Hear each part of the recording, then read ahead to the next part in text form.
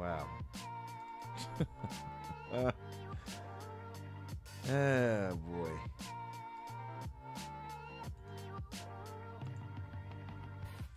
Yeah. Okay. I'll go to my YouTube. Yep, hold on.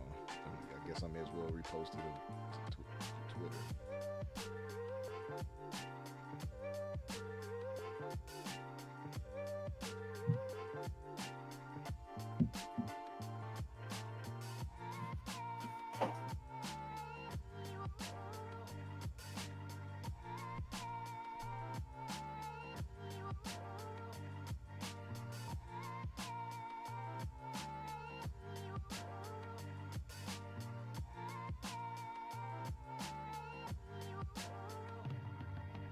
Okay. Now let's see. I'm on YouTube now.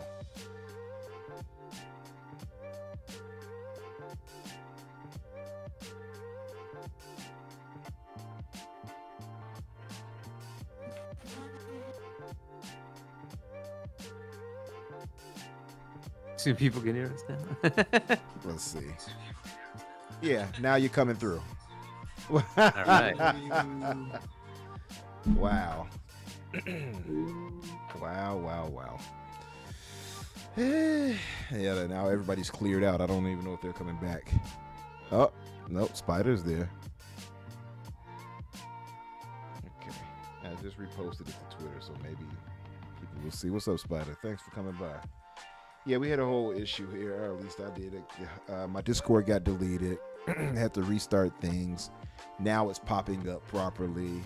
Sorry about that, everybody that came through before. Yeah. So Discord I set it up right. I did set it up right, but I had to actually close Discord, OBS, before it's set in place. So stupid. Yeah. So, I'll quickly go back through that. We're here tonight joined by Hargeet Chani. Hargeet, my good brother, thank you for being here with us. Tell the good folks what you've been up to and how long you had to wait before this got right. No, yeah. So, Evo West was leaving Game Pass, so I finished that up, and then I've been playing Avowed, right? So I started up Avowed, went to Evo West, played that, tried a little bit of Liza P, which also was leaving, and I kind of gave up on it. So I don't know. I have a couple of days left, I think, right? Or is it's a couple of days more? Maybe I'll go back to it and try it out. I hear it's good, right? So I'll see if I can try to play a little bit more of it.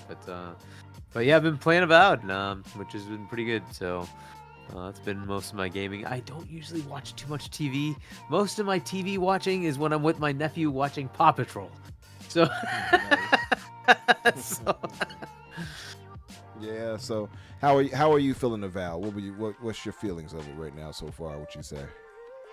At the beginning, it was kind of you're a little squishy, so it got a little annoying. But as you get some more levels, it's a bit better. Now it feels like it's like a level where you can just kind of enjoy it. But at first, it was like, gosh dang it! I'm like, I just keep getting like hit, and I'm like dead. It's so. So now it's working pretty well now. Plus, you have like more companions, like as you go along, right? So. But yeah, so at the beginning it was kind of annoying, and it's a little sluggish, and then you kind of get more speed as you go along, right? So, but yeah, it's pretty good. I'm in that first major area, and I now have the ability to go to the next area. I kind of finished like the main quest there, but there's a couple of side things I want to still finish, like the treasure maps and stuff like that. So I want to go through and do that, and before I move on to the next area. So that's kind of where I am. So I got so frustrated with the clouded, I guess they would call it the fog of war. That the map, right? Yeah, man. It was because I was addicted to it, trying to clear out the map. And I was like, okay, I move on to a mission or whatever, side mission or main mission, because I need to clear this area out. And they're not generous in what they allow you to clear out. You like have to really get in there. And I was so addicted to it, man. I had noticed I racked up so many hours that I hadn't even actually been gaming the stories and such. So playing it on PC, I modded out the Fog of War, just so I would. Oh, wow. Yeah. They had some mods on Nexus. Did you play the? Yeah. So that means you're on Steam then, right? Because that's how you'd get the Nexus mods. Or can you do that with the? You can Xbox actually version? do it with the Xbox. Yeah, you can actually do it. Nice. Yeah, believe it or not. Nice. So for those of Wow. you, the whole debate tonight, or at least the discussion will be about, is this an Xbox, right? You can literally mod your Xbox file on PC for certain things. Awesome. So, obviously you want to stop if you're trying to do multiplayer games. You don't want to get yourself in trouble, try to do anything multiplayer wise. But single player, have at it. I don't think Microsoft even cares. Nice. Yeah. So, yeah, man, I enjoyed it a lot. We did a roundtable discussion for it last week. Myself, Slow-Mo Backslap, and Lucius Augustus. Really, really good. Really good discussion. But, yeah, man, again, thanks for joining us. I really appreciate it. And thanks for tolerating all that nonsense a minute ago. And, of course, Danny, my good brother, thanks for tolerating it as well. Tell the good folks what you've been up to, my man, and what you've been watching, playing, etc., etc. Oof. Okay. Well, I think probably the most relevant thing that I did this week is I watched Revolution. It was a wrestling pay-per-view from AEW. Ah, okay. How was it? It was really good. Was it revolutionary? Really good. It was. There was a couple matches in there that were like really, really solid. Yeah. The Hollywood ending between Mariah May and Toni Storm is probably like the best women's match that I've ever seen. Really? Ever? I think so. I think maybe literally, yeah. Because watch that there. It's the culmination of a year-long storyline that was written by multiple Emmy-winning writers. So, Nice. so like it ought to be pretty good. But even other than that, like Swerve and Ricochet was really good. Hangman and MJF was really good. Like it was a great card. Maybe my favorite match was Ospreay versus Kyle Fletcher in a steel cage. That match was insane. It was just a real good violent night. And I'm super excited because I'm actually they're doing All In Texas in like June, something like that. Yeah. And me and my friends have tickets to that. And so I'm just like watching this pay-per-view and I'm like, this is going to be happening here. It's going to happen in front of me. I can see them all die. It's going to be great. It's going to be really, really great. So with that in mind, then, who do you think put on a better show? Was it AEW or was it WWE with the Elimination Chamber? I mean, probably AEW. Like, Elimination Chamber had that one really good moment with John Cena. Yeah. But then, like, you kind of look at it as like a part of, like, it's a really great moment. Obviously, it went viral. But then you look at like, okay, but like, what does this mean going forward? And all of the options that leads into are like kind of uninteresting. Where it's like, yeah, because it's like, okay, so this is John Cena's last year wrestling. Right. Now he's going to be doing at least a good chunk of it as a heel, which is something he's never been good at. And then on top of that, he's also turned heel against Cody Rhodes, who people already are like kind of sick of, frankly. So he's going to be coming to the ring as a heel, and people are still going to be cheering him and booing Cody. That's true. And it's also kind of weird because like they've been for the last like, I don't know, year or so teasing a heel turn from Cody. So it's weird that he's going to be the face in this. Because like Cody almost killed AJ with a set of stairs a while back. And there was like something else where he just kept beating some guy down after the bell rang for like a while. I was expecting Cody to go heel. Yeah, a lot of us were. And then instead they were like, well, but what if it was John Cena? And all of us were like, well, it'd be really cool. But like, what does that mean? And the answer is like, probably not much. So that's interesting. I don't know. I guess we'll see where it goes. But they don't have a ton of time between now and WrestleMania to figure it out. So I gotta say though, I don't man, know. I wasn't that hyped for WrestleMania before this, and this at least has me interested to watch it now. I guess, I don't know. I feel like between this and the Royal Rumble, I feel like I'm like pretty disinterested in WrestleMania at this point. Yeah. Just because the winners of both Rumbles are people who like I don't really want to see. Because for people who don't know in the chat, if you win one of the Royal Rumbles, either the men's one or the women's one, you get a quote unquote main event at WrestleMania. I say quote unquote because most of the time there's like a real main event that has nothing to do with either of them. And they do a thing where they're like, oh, it's such a big show, we had to have 6 main events, and it's like, okay, well, no, you have one real main event, and then you're bullshitting for 5 others, but that's fine. I thought the Elimination Chamber itself was really good, and I thought the women's It was good. Yeah, it's a good match. It was pretty good. Yeah. Yeah, it's like, yeah. I enjoyed it. I also like the way they ended it with Seth stepping on, doing the stomp and everything, which led into this Monday's steel cage match, I guess. It was really good. Yeah. I mean, it was good. It was definitely good. Like, it was. I'm not saying it was a bad show. I'm just saying, like, Revolution was better. Revolutionary. You know what I mean? Yeah. Pun I don't know. Very much.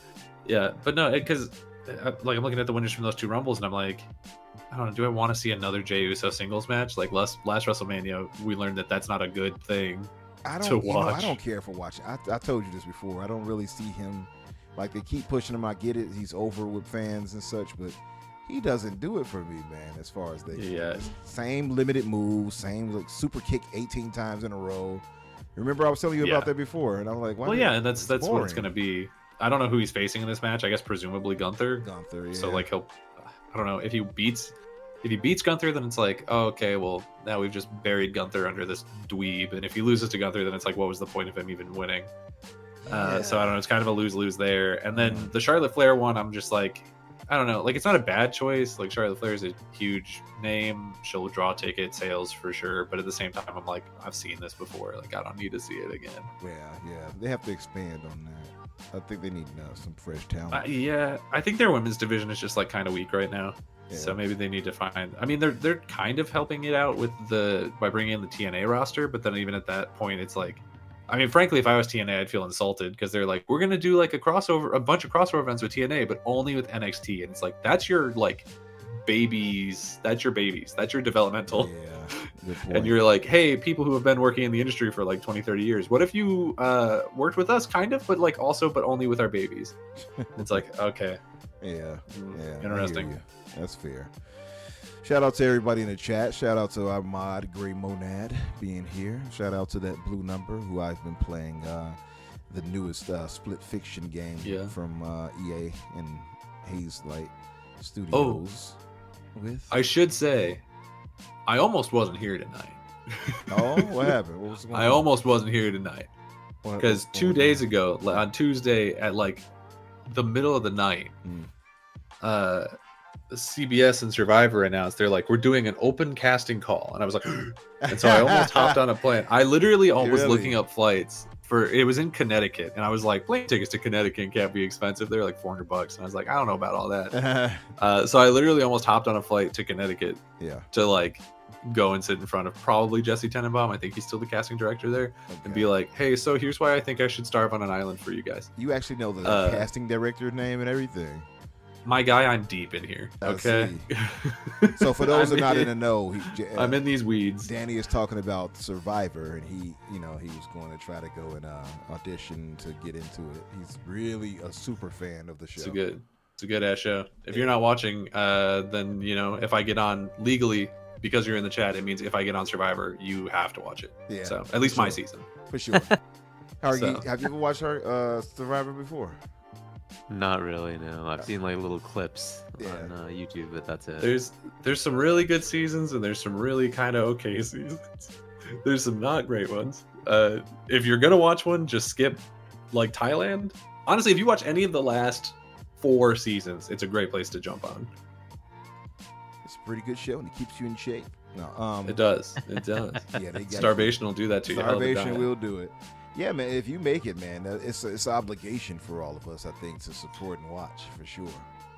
Well, yeah. I mean, I think, I don't know exactly how it works, but I am pretty sure that if I somehow ever make it onto the show, I won't be able to tell literally anybody until it starts airing. Yeah. So expect no news from me ever. Listen, if you just drop off the face of the earth and I don't hear anything, I don't know what happened. I'm like, could be. He's on Survivor. He's out there. He's doing it. Right. But, it's crazy too, though, because like even if you're the first person voted out, you still stay the whole time because they don't want people to like because people are crazy for the show. Like I know people don't really They talk don't about want it as to much know, anymore. right? Yeah, they want you to. Yeah, they want people to But not like know who's. it has a huge fan base still, and that the fan base will Wow. like watch flights and be like, okay, well this person was rumored to be on the show, Oh, wow. and they got back into DFW on this day, which means they were on the island for about like they'll do that shit, and they did it for a couple seasons before they changed that you had to stay there the whole time. Wow. It's crazy. People are just insane. That means they got eliminated. Blah blah blah. Okay. I You see. don't understand. There are people who look at the like title sequence and they'll Yeah. be like, "Well, Brandon's name is 1 pixel higher than Rachel's name, and that means that Brandon is gonna make it to the final 3." Oh wow. like- really? like, are they people are accurate when they say nuts. that, or Unfortunately, sometimes yes. wow? I Maybe mean, that's you something. throw enough darts at the wall, you'll hit something eventually, Yeah, right? But that is true. A broken clock, as they say. Yeah. But yeah, hey, shout out to everybody in the chat. I see you guys again. Thanks for coming back. Really appreciate that, guys. I see you, Talos. I see you, Stilo. Thanks for coming back. My boy Doovie, thanks for coming through. It's Timmy Jr. Thanks for coming back, brother. John Wolf, he's also a big wrestling fan. We got to get you in here sometime, John, to talk about. He said Gunther was going to beat the brakes off of Jay. I don't know. I mean, man. I would hope so, but then like, I don't know. The booking makes me think that like, yeah. well, he's called main event Jey Uso. We gotta let him do something eventually. He's over with the fans, so I just think, but because of that, they're gonna let him win. I don't even even though know if he shouldn't. is. It seems Like the my friends who are audience into participation- him, they do the thing. They do the arm thing. Yeah. And then when the The match arm starts, they're thing. like, okay, I'm gonna go to the bathroom. I'll be back in 10. Like they don't care about the match. They're just like, this is a cool entrance. Like I'm interested in this. But he's not okay. great on the mic. He's not a great wrestler. I don't think he's great on the mic either. I said the same thing, He's kind of whatever. and I don't. I mean, he might it be better sounds than his like brother. I'm hating on the brand or something, but he just doesn't do it for me. I think because I think his passion works in specific settings, but like every time he talks, he's like, yeah. Such oos, and I'm like, all right, you Oos? can't be that damn excited about everything. Like every moment you that hyped and like somebody did you wrong or something, like that's what it sounds like, and it's just like, all right, man, That's enough. crazy. It doesn't do it for me. But anyway, Yeah. let's move to this news roundup. We're a little bit behind, so A little bit, just a little bit. yeah. So hey, we had I think it was South by Southwest, but they showed off 10 minutes of Death Stranding trailer, which I think may have spoiled the entire game, but it's like a game that how do you spoil it? I don't know. What's going on in this game? I don't know. It was 10 showed a minutes lot. of, quite frankly, a lot of nonsense. Mhm. It seems like there might be some kind of like illegal immigration storyline going on because they're talking about like I was going across the border from whatever and I had to bring all this stuff, like whatever. Mm. Apparently they have made it to the beach, which is I think a metaphor for the afterlife, and they have put servers there, so they're like, we found heaven and we stuck a computer in it, I guess. It looks like there's more varied places to walk through. They also showed a lot of different scenes where Norman Reedus is shooting guns, so like maybe there'll be more action, but like frankly the times that you shot in the first game were not great, so I'm not really looking forward to more of that. And they showed off a bunch of new characters, like here are their names: Tarman, Tomorrow, Tarman, Dollman, the Red Wow. Samurai, Rainy, the President, Doctor, and then just 3 normal names: Charlie, Neil, and Lucy. Except Charlie is a like disembodied top half of a mannequin. Neil is just Solid Snake, and Lucy is his Literally. romance option, I guess. His You know love what? interest. Should I show people what you're talking about? Because dude looks just like I don't- Snake. I don't. Yeah, you maybe pull up a picture. I Let won't me pull up the see- trailer because I yeah, think you good probably point. get copyrighted on it. But yeah, let me see if I can grab it while you're talking about it. Go ahead. You keep I don't know. It looks crazy. I rolled credits on the first Death Stranding, and I wish I hadn't. And so I'm probably not gonna play this one, at least not anywhere near launch. Maybe if I'm like, I don't know, stuck in a log cabin in the middle of Montana with nothing else to do and only this game, then like maybe. Yeah. But at that point, I could just start walking towards some better place to be, and I'll just be having basically the same experience. So I don't know. The trailer's weird. Higgs is back, which is crazy because like I'm 100% sure that he died in the first game, but like I guess he's back, and also now he's the Joker. We already knew that from like an earlier trailer, but I just wanted to mention it here again because it's weird. Is that who and I don't Troy know why. Baker speaks for, right? He's Higgs, yeah. Yeah. So what was with that weird tentacle tongue thing? What was that all about? I don't know why you think I have that answer.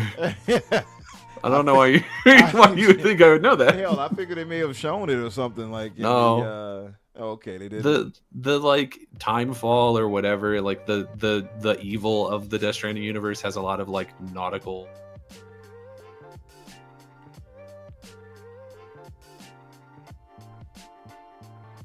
Oh, okay.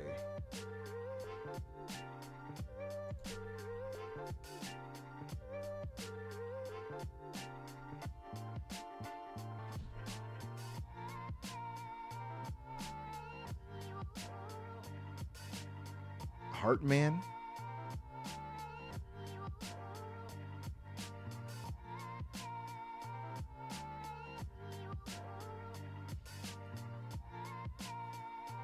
Yeah, that was kind of, it was a nice spectacle seeing the whole winged inked things, whatever they are.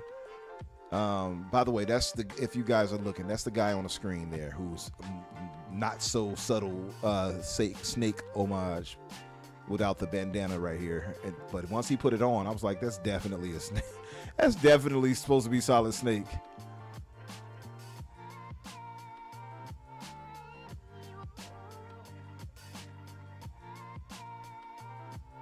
Yeah. Oh, there he is. There he is right there.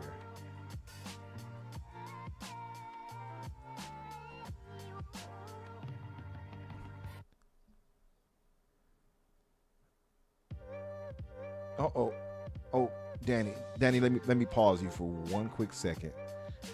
I forgot one crucial element. That's the element. Oh, oops, whoa. Sorry guys, I forgot doing the audio. I didn't put the audio in the other scene. Give me 1 second. Oh no. Yeah, you said all of that. Literally. How much all that? I don't even know where I would have been cut off. Yeah, it was. Can they hear us now? Yeah, they can hear you now for sure. I don't know. Where did I get cut off? Sorry. Anyway, basically, hey, I forgot the game to just copy like this. the game just looks like it's some crazy. There's a lot of crazy things going on, and like probably if you watch a clip show of the game after it comes out, you'll be like, wow, that looks like an interesting game. But I promise you, just don't fall for it. Like, just don't. It's gonna be like 60 hours of walking and like 10 minutes of something interesting happening, and it's not worth it. Just watch the YouTube video. Yeah. Like, just straight up, like, it's not worth the time.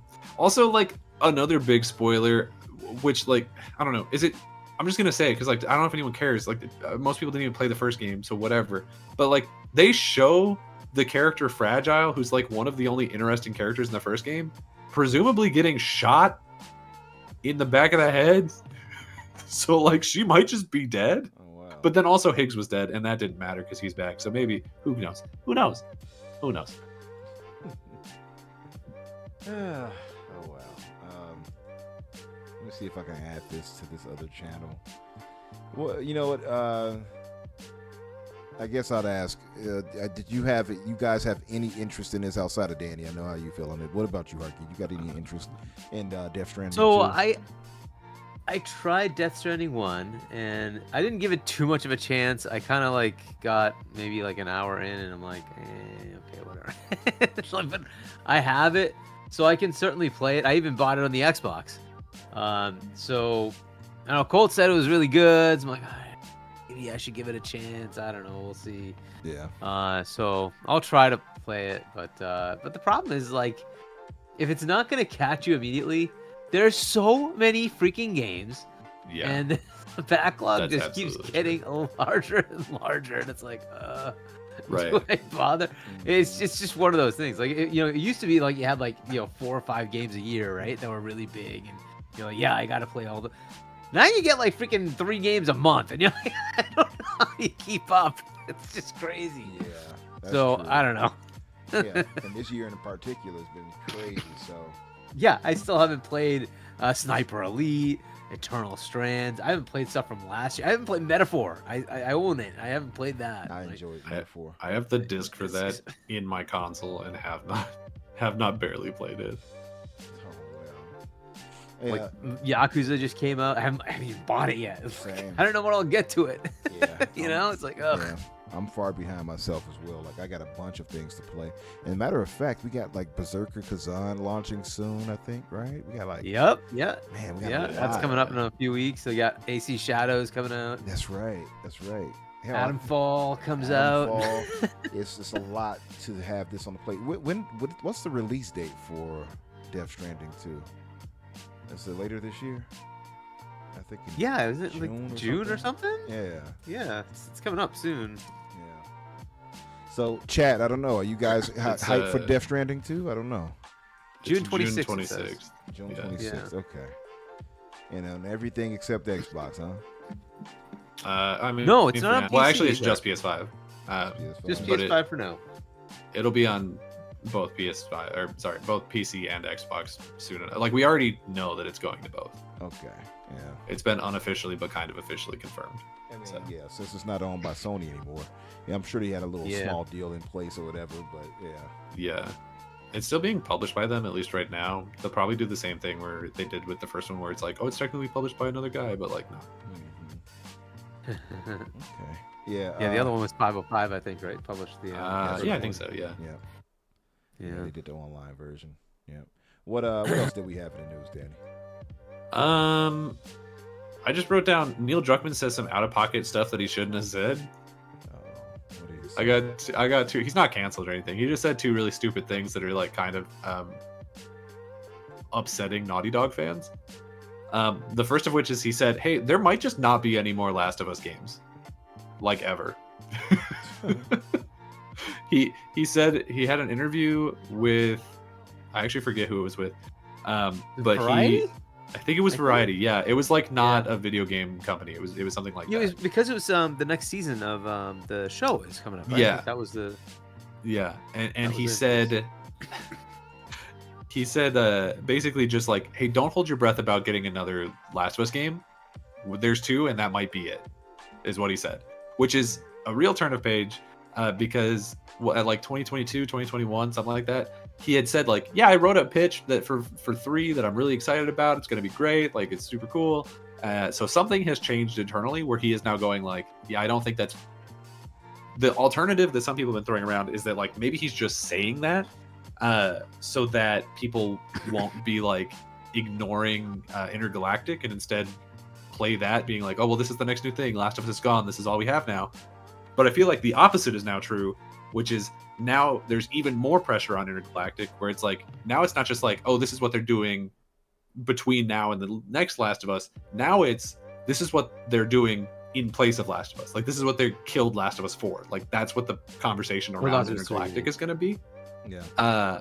And it's not a conversation that I would have volunteered to put my new IP into in a time when my company is struggling sort of financially and doesn't really want to take a lot of risks. It's certainly not something that I would have done to it. And then on top of that, in I think the same interview, he was also like, hey, so in Intergalactic, we're also just like not gonna have any companions or like side characters really, so it's gonna be like you, and you're gonna be like really alone because we want you to like discover things on your own and just be completely by yourself instead of having to lean on the crutch of other people. And so me in my head, I go, oh, so it's gonna be a lot of like like voice logs and like documents and stuff like that. Yeah, that's what it sounds like. So it's gonna be Fallout 76.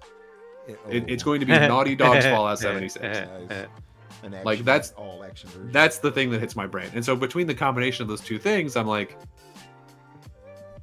you probably should have just not talked. You probably just should have said nothing, actually. Like, you have, in my mind at least, pretty dramatically damaged my ability to be excited for Naughty Dog's foreseeable future, which is not great because, like, not only is it like, okay, well, we're doing Intergalactic, whatever, but to say, like, we're not doing another Last of Us in the foreseeable future, at least, is like, okay, so you have completely failed to capitalize on the success of this TV show then.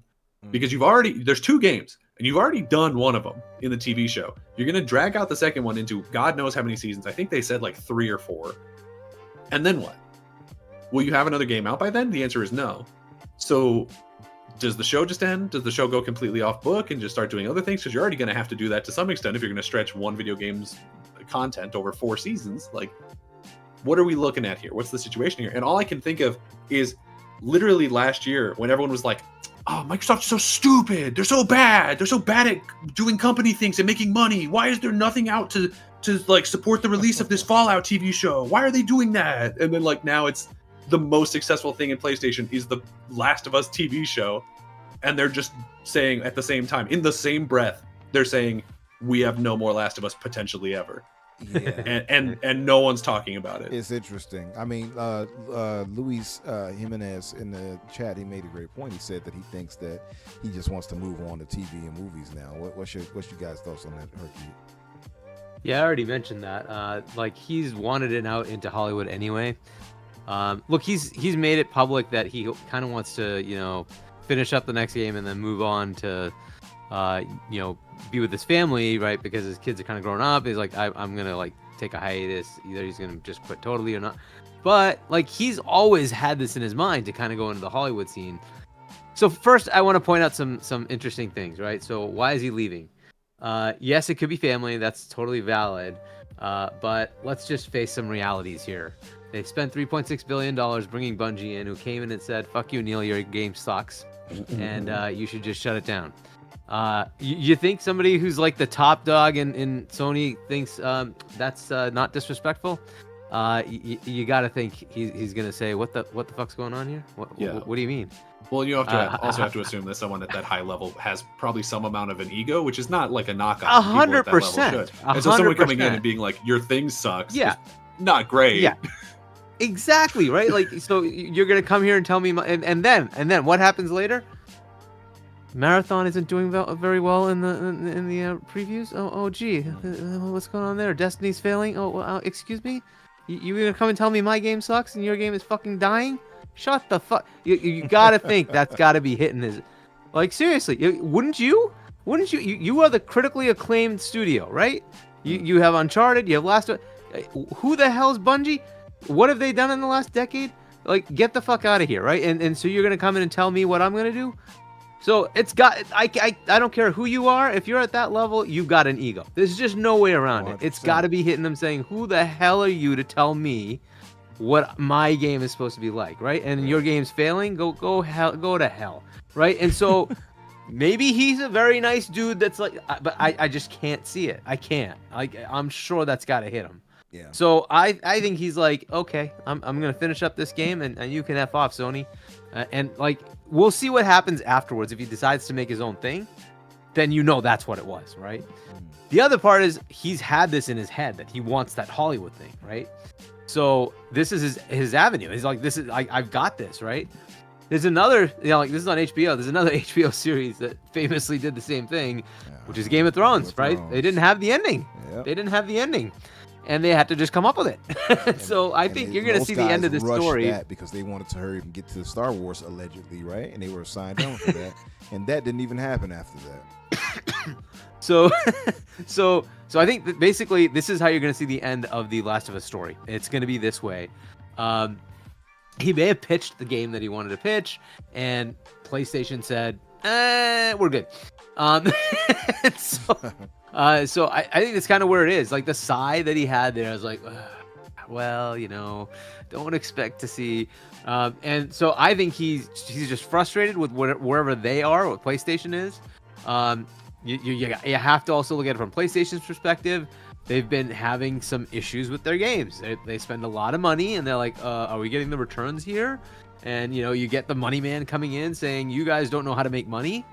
That's got to be an issue, right? And so they're like, what are the sure bets, right? Because Last of Us 2 was very controversial, right? It had like some people absolutely loved it and some people absolutely hated it, right? And it didn't perform to the level of Last of Us 1, which is one of their most successful games, right? So I think Sony's like, if there's any level of let's say you start with is it Abby's the one who like kills Joel? What if you start the game 3?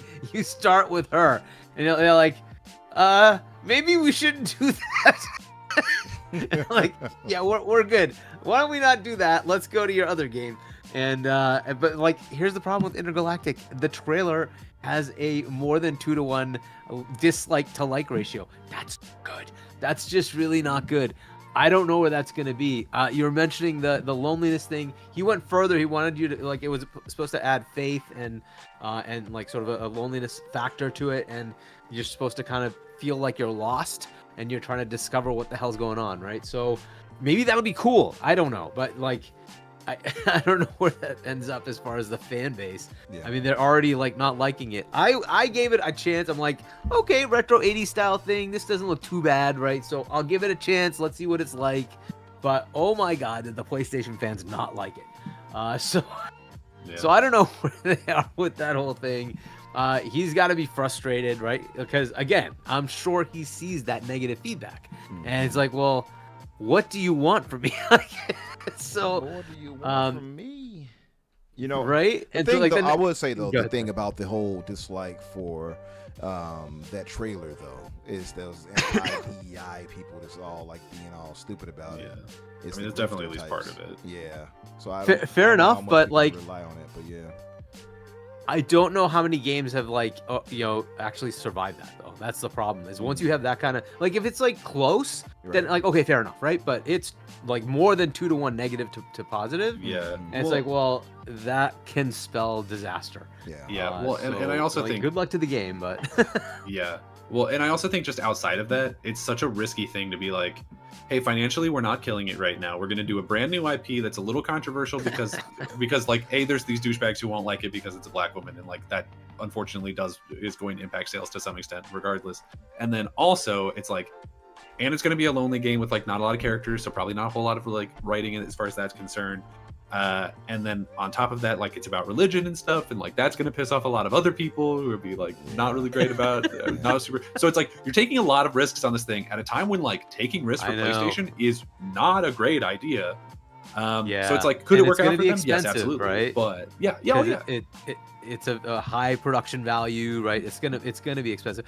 Yeah, and like when I watched that trailer, not all of that escaped me. I had no idea that was gonna cause so much controversy. That she like shaved her head and like it's a bounty hunter. Like I just expect that. Just Like, like what? lady, yeah. I did not think that would cause so much controversy In today's that gaming she landscape shaved with her these Yeah. guys out here Like, now, what? I actually, as soon as I This saw is it, I what knew. you're complaining about.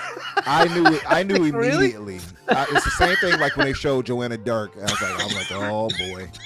I saw the John line. I was like, Oh my God, I was dude. like, here we go. It's so crazy, like how people go way too far. Yeah, Like, come man, on. it's ridiculous Like- nowadays. It really is. What else did we have, Danny? Because we do have to get it moving. PlayStation and Xbox have both announced very, very, very different versions of AI implementation in video games. PlayStation was like, "Hey, what if we replace Ashley Birch with an AI?" And then Xbox was like, "What if we basically make Siri and we just throw that in the Xbox?" Hey Siri, how do I defeat this boss in Dark Yeah. Souls or whatever?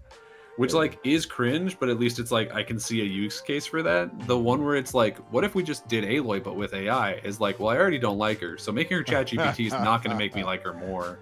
Hey, it might make her sexy in it. I don't know. It might do some sprucing up in there. I mean, I don't know. Shout out. What's up, Aaron, brother? Aaron had a whole dilemma, man. I had to get this situated here with OBS. I kind of didn't really go into detail explaining the situation, but I had accidentally deleted all the settings for OBS this past week. And shout out to KF Santi. He helped me get a lot of it back and situated and properly put up, except the audio source for Discord, where so the guys couldn't be heard. At the end of that stream, OBS wasn't acting right, and when I rebooted it, it started back up. It was so stupid. But we're here. Long story short, I had to do a lot of reconfiguring, and luckily, the thing that I dislike with OneDrive actually saved the day at the end of the day. But yeah.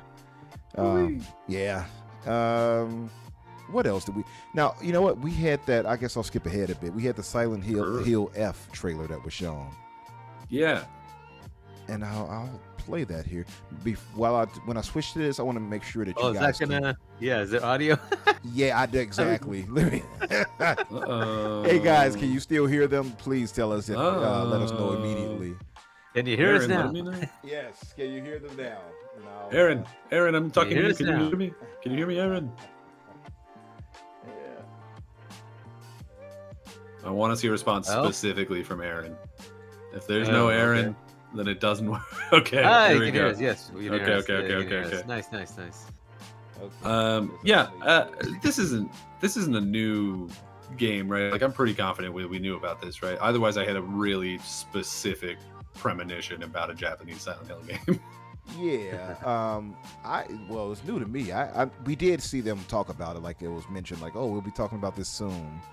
But I never thought it would be what we saw at the end of the day. That's fair. Let me. Okay, so you have the icons directly in a way. So let me see if I can actually hide that. Okay. And I'm sure they can still hear you. So yeah, Yes. let's check this trailer out. I got it muted. Should I unmute it? Nah, I would leave it muted because Yeah, you never know if probably. it's like copyrighted music or some shit, you know? Impossible to know for sure. Yep. They'll probably get me. They probably still will. They're watching. They're waiting. Yep. I think it looks good. I'm a big fan of Silent Hill, and I'm looking at this, and I'm like, yeah, this looks like Silent Hill, but in Japan, and like I'm down for that. I mean, set back in like the 60s or 50s or something like that of Japan. Is that yeah, is it? I guess I honestly just watched the trailer. I didn't like read anything about it, so if it, Yeah. I mean, I don't know what the Japan looked like in the 60s. I couldn't tell you. Right. Yeah. Nice cutscenes and everything like that. Did they show? Yeah, it looks. Yeah, it looks the faces in it interesting. remind me of like the Yakuza games a little bit, which is a good, as a compliment, it's a good thing. Yeah, I can so kinda see that. Yeah, I can see. I'm that. down. It really, I will say, it did look really creepy to me. I thought at for first, sure. Blooper Team was doing this, but it's another team. Yeah, I wouldn't think that they'd be able to, because they just did the 2 remake, right? So Right. I'm sure they're booked up on other things to do. Mm-hmm. But yeah, I'm excited for this one. I remember this was announced. There were like 3 Silent Hill adjacent properties that were announced back to back, and it was the weird like mobile whatever the hell one that was really bad and everyone hated, and then there was the Slitterhead game. And I remember thinking between the 3 of them that this was the only one that looked like it really had any level of interest for me personally. Mm-hmm. So hopefully that continues to be the case. It still looks good. I'm still very interested in it. And as we found out literally seconds before we started recording, it's also going to be play anywhere. So I'm going to buy it on my Xbox and then potentially play it on my PC later if I want. So Yeah, there you that's really dope. The Nice. play anywhere is just, to me, outside of probably Quick Resume, one of the best new like features or whatever you want to call it. I guess features in general for Xbox, in my personal opinion. Oh yeah, almost certainly. Oh yeah, that's creepy as hell right there. Look at that. Yeah. This is definitely this. You know what, Blue? I don't know if you're still in the chat, but this would be perfect for you to play and stream during your streams right here. People love it when the ladies play these scary games right here. This would be great for you. Oh, that food looks delicious. Look at Oh yeah. that. Oh man. We got another game announced if you want to talk about that while Sure. we're here. Is they also, and this one's going to be much further out, but they announced that they are in fact working on Warhammer Space Marine 3. So I think they had already said, or it had been very strongly rumored that they were going to make a 3rd one because of how successful Space Marine 2 was.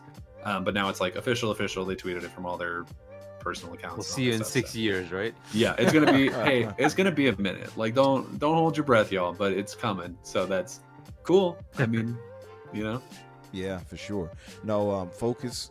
We talked about them so many times, and who's the team behind them though? The developer team. I forgot their names. Oh crap! It was. I had their names too. For Space Marine 2? Yeah. Mm. Hold on. I had them at the tip of my tongue. Can't think of their name. The Google search immediately failed me. It was Saber Interactive. That feels right. Yeah, Saber Interactive. So I think they also said they were going to be doing something with a Hasbro IP, which Yeah, and people were like, Yeah. "Oh, it's probably What? Transformers," and I think that's probably correct. That's what I'm thinking. Either 'cause we know Transformers or that they G.I. were- Joe, one of the two. Yeah, well, because G.I. Joe would make a lot of sense, but we do know that Transformers was like kind of being shopped around at one point. I think like late last year or mid last year. Right. Um, So no, super excited for them. I bought part 2 of Space Marines. I just haven't got a chance to play it yet. Oh, you haven't played it yet? No, backlog is insane. That's good. Man. You'll like it. You'll like it a lot. Yeah, I've heard nothing but good things about it. At least for the single player. Multiplayer. Here's the problem, right? I hear good things, and it's like, should I buy this? Like, I haven't finished the other stuff I have. I've got 40 it's crazy. Yeah. I see some slander in the chat from my good brother MJ Dark. He says UE5 worst engine ever used in gaming. That's just not true. I mean, all right. I will say the worst and most overrated game director in the history of gaming is Kojima, though. How about that one, MJ? Definitely most overrated. I don't know that I would agree with worst, but definitely most overrated. Definitely overrated. Look, he's like, nope. Anyway, what else did we have, Danny? Was that about it? Or I mean, I got a couple other things in here.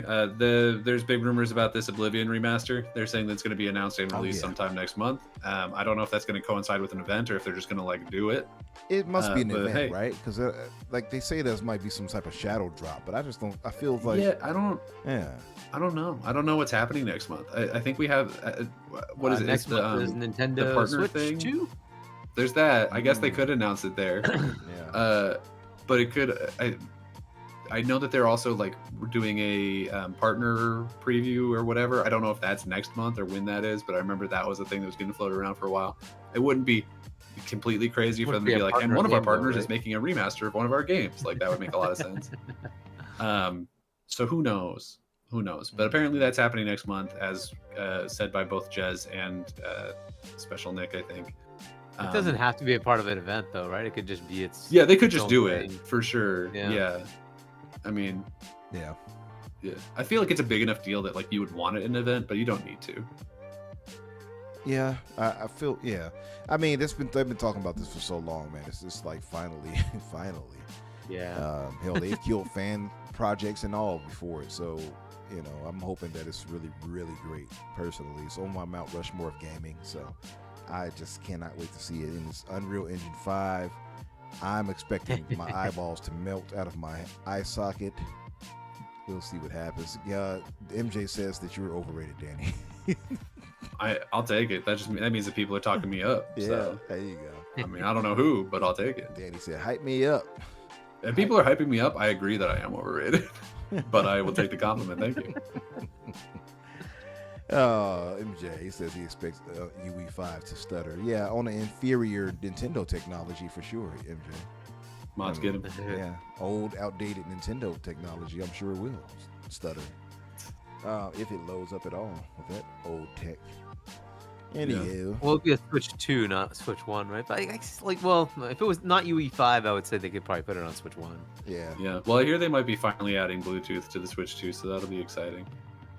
Nice. That's not even really a joke. It's unfortunately the case. That's messed up. It's like genuinely, I'm a little excited that you might be able to pair like wireless earbuds with. When you said it, I was like, wait a minute, they didn't have that already? No, I don't know if they do. I think they have it, but like you can't.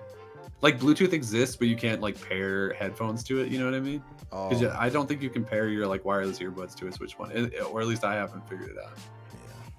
I mean, it does have Bluetooth. I assume you can set up headset, but I don't know. I haven't tried it. MJ saying you can pair headsets, but I don't trust him. Yeah, he's a Nintendo. You know what I mean? Yeah, there's an article on Nintendo's site about it. No. Bluetooth audio device. No, MJ wrote that. No. Yeah, can't trust it. You can't trust it. I don't think that's true. He says, "Why does UE5 sound like a cheap-ass bootleg electric SUV brand, should I say?" Damn.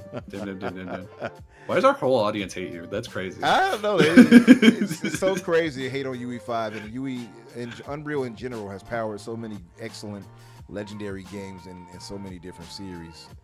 That was Aaron that wrote that. I thought that was MJ for a minute. No, Aaron's bubbled up and you weren't paying attention. Aaron woke up and chose violence. Look at this. Yeah. My Swedish brother from Sweeterland. I can't believe it.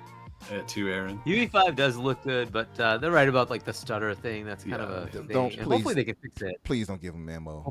Please Fix don't it. do it. Please don't do it. Some games actually do a pretty good job with it, but They do. there are several games that do have a stutter, which is kind of disappointing. But Yeah, no, I mean, I will acknowledge that. There's some inferior developers out there that don't know properly how to use it. But yeah, the coalition will get it right. They'll get it right. I mean, I can't wait! I can't wait. We get the at least it seems to be pretty substantial at this point. We're getting that what we'll call Marcus Phoenix collection sometime hopefully this year, but like that's coming, right? So Yeah, I guess maybe UE5. the possible downfall, at least for some, would be that it's also probably going day and date to PlayStation. Yeah, that's true. I don't care. I don't either. I don't care. But like, so They're many people are full probably going to games. be mad as hell about that. Bring it, and they'll be on Switch 2 as well. Good, Mhm. whatever. Let's get some enthusiasm for the platform. Let's go. Whatever. Yes, sir. Yeah. What else do we have, Danny? I think that might be all of it. I mean, there's a couple other smaller things in here that we can throw in, but we're kind of low on time if you want to just jump to the main ones. Yeah, I guess we're a bit behind. So I'm not sure how much time we'll devote to them, but yeah, let's move to it. The first being, of course, the main topic of discussion, which is The Rock Ally an Xbox? And now I've had some pushback on this because I asked this to a few of the fellas, and they were like, no, it's not. It's a ROG ally. They don't want to buy into the propaganda of Microsoft. And, Split Fiction sold 2 million in a week. Excellent. Split Fiction. Well, that's really only 1 million because you get a free copy. Oh, yeah, right. That's not how that works. Right. But, no, Split Fiction is excellent. I can see why it got the score it got. I can agree with it mostly from playing what I've played. I have enjoyed it more than It Takes Two, and I really enjoyed It Takes Two. So, Well, the IGNs of the world have to hype up some. Wow. The IGNs of the world have to hype up some indie nothing game so that they can pretend to have something to give all the awards at the end of the year to, instead of the like 10 Xbox games that are coming out. right. They're gonna make sure to So find that's someone. what Split Fiction. Yeah, Split Well, Fiction. I mean, will get Ghost Game of of the Year just Yota so is they coming, don't right? get- So don't be Yeah, I surprised mean- if that wins. But here's the thing: Is it? our horse in this is Nintendo. Nintendo's coming out with a whole bunch of stuff. One of those could potentially win, right? So we will see. Yeah, Uh, for yeah. sure. But I guess getting back on track. Oh, and there's GTA 6. Just saying. so, I don't think yeah. both Ghost of Yota and Grand Theft Auto come out. I think it's one or the other. You don't think both? I think both, though. No, I think they will play. Well, I think PlayStation will play chicken with Grand Theft Auto, and if Grand Theft Auto comes out, then Yota won't. They will move. Yeah. Yeah. I had the thought though that Yotei would have been an earlier release, like this year, first half. But it seems like that's not going to be the case. Yeah. So if it's second half, you're right. If it's anywhere near Grand Theft Auto, it's coming out the year after. The rumor is GTA is September near the end, so 22 or something like that. Oh yeah, it's going to be tough for everybody else for a fact, for months to come. But yeah, Aaron said nope. That's actually 4 million players. Daniel Sir said don't mess with Sweden. All right, now you better leave Aaron alone. 4 million. That must be the entire population of Sweden. He said just like a way out sold over 7 million copies equals 14 million players, and if It Takes Two pushed over 23 million copies, yes, that's 46 million players. He says he's talking that stuff on you tonight. Well, good luck to it. I mean, Split Fiction Good, is let's it's fight. like a 90 on OpenCritic. It apparently is a very good game. Yeah, Oh, by the way, it's going to be in Game Pass in probably 6 months because it's part of EA. that's right. Yeah. But That's right. mean- but either way, it's like it's what how much is it, like $20-$30? It probably is worth it. Yeah, I think it was really, was it really 50? good. It might have been 50. Is it 50? I think so. Is Okay. Hazeline Swedish? Is that Worth. why he's saying Sweden? I didn't Yeah. even realize. I mean, Yeah, I know he he's had an from accent, Sweden. but I didn't even connect. Yeah, I think he's from there, right? yeah. Yeah, he said don't mess with him tonight. He gonna sit the Hazelight? wolves. Is that the company, I think? Right? Hazelight? Yeah, I think Yeah, that's the- Hazelight. Yeah. So getting Yeah. to the topic Yeah. at hand is the handheld situation, right? And is this an Xbox? And we talked. Danny mentioned earlier about the 1,000 Play Anywhere titles. All of this is going to Microsoft's plan, which they so much has leaked out now. I'll speak on some of the things we've heard. Obviously, shout out to Jez and Windows Central. Let me read this article from him. And you said it's Project Kenan, not Keenan, right? Kenan. Yeah. And the latest article is just what So mentioned. Kenan. Kenan. It even looks, the way it's spelled, looks like it's Keenan still, but it's Kenan. So exclusive. As a matter of fact, it would be best for me to pull this back on screen. Why not?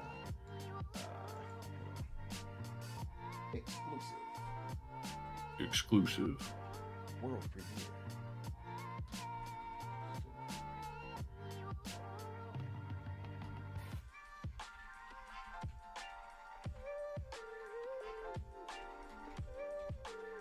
So Jazz made a tweet yesterday, I think that yesterday or so, where he was saying that, asking that people who, post or talk about his articles and stuff, if they can make sure to post it in the show too, outside of giving credit, because it matters, which I will. But apparently, I saw Alex respond from Alex, and he said that we can get flagged for that, apparently, and the videos can be suspended or taken down. So I'm going to post it in the follow-up. He suggested posting the link in the responses in the follow-up, which I'll do after this. But shout out to our good brother Jez Corden. So he says here, let me switch. He says here, exclusive, Xbox's new hardware plans begin with a gaming handheld set for later this year, with full next-gen consoles targeting 2027. Microsoft, let me skip ahead. Microsoft's first foray into PC gaming handhelds begins with a partner device set to begin set to launch later this year with its own Xbox Series X and its successor now fully in production. Interesting. Let me scroll down a bit. Where am I? Okay. The Xbox S and S generation has been a bit of an odd one. Microsoft's Xbox console hardware sell-through has declined quarter over quarter for some time, but Xbox's addressable monthly active user base has been skyrocketing, owing to the purchase of Activision Blizzard, armed with mobile games like Diablo Immortal, Candy Crush Saga, and Hearthstone, atop core games like Call of Duty, World of Warcraft, and Overwatch. Microsoft's future in gaming is all but guaranteed. What has been a little less clear is Xbox's plan for hardware. Microsoft has been putting its exclusive console games like Forza Horizon 5 onto PlayStation to help grow the profitability of its business. In the near term, addressing users where they are far more cost effective than what Microsoft would need to spend to acquire new Xbox consoles potentially. Where am I at here? Okay. He says, however, the strategy has been questioned for the long-term damage it might do to the Xbox console hardware. Microsoft appears keen to continue servicing its legacy Xbox audience with new hardware. Regardless, and over the past few months, I've been working to figure out exactly what that might look like. Here's what I've learned. First, Microsoft is working with the PC gaming OEM, think Asus, Lenovo, MSI, Razer, etc., on an Xbox branded gaming handheld, surprisingly slated for later in 2025 if plans are met. Codenamed Kenan, that's Kennan. This gaming handheld will look unmistakably Xbox, we're told, complete with an official Xbox guide button and Xbox design sensibilities. Given that this is a partner device, similar to Lenovo's SteamOS partnership with Valve, I expect this handheld to be more PC-oriented. Kenan is definitely running full Windows, putting the Microsoft Store and PC Game Pass front and center alongside the ability to install things like Steam. This device will likely serve, at least in part, as a research experience for Microsoft. He says, I expect the handheld will test new Windows 11 device-aware capabilities while reducing third-party OEM bloatware that are typical of devices like the Lenovo Go or the ROG Ally. I expect Microsoft will leverage widgets on the Xbox Game Bar on PC for controlling things like TDP and fan speed, while hopefully having a more streamlined OS experience for controller use. Of course, existing PC gaming OEMs will benefit from these efforts as well, should I say, but the research will also help with Microsoft's further out plans. So I don't want to keep reading because he got well. That was pretty much he had like one last sentence. So basically, Jazz has put us on, at least for those that weren't in the know. Put people on that there's they're partnered up with one of these people, be it Asus, Lenovo, etc., and they're coming out with a handheld for them later this year. Hargeet, I'll start with you, brother.